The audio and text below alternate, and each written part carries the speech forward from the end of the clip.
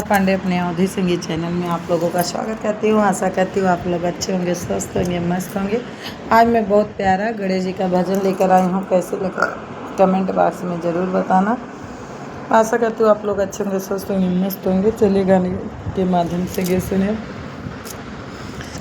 गणेश जी के देख के मगन भैले मनवा, गणेश जी के देख के मग भैले मनवा, मगन भैले मनवा।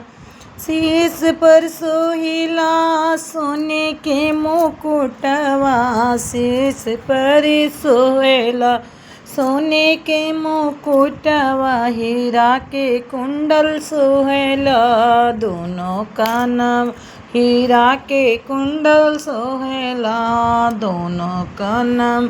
गणेश जी के देख के मगन भैले मनवा, गणेश जी के देख के मगन भैले कान मानवा। मस्तक पे सोहेला सिंदूर जी टीका, मस्तक पे सोहेला सिंदूर के टीका।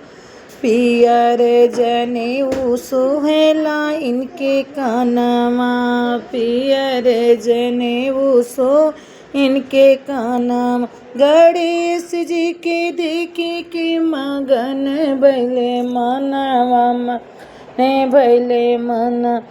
कमर में कर धनिया सोहे सोहेला पीतम्बर, कमर में कर धनिया सोहे सोहेले पीतम्बर।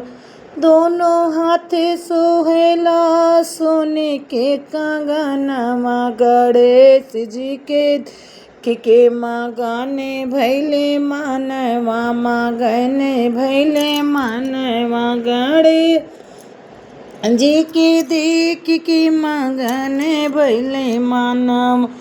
भोगवा में भावेला लड्डुआ मनोका, रिद्धि सिद्धि नीक लागे गणपति के संगवा।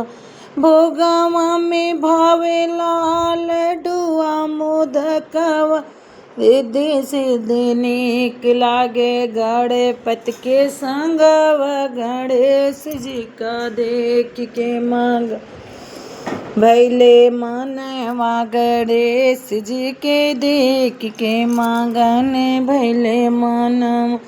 भादव महीना पावन लागे घरे घरे बैठे गणपति, भादव महीना पावन लागे घर घरे बैठे गणपति।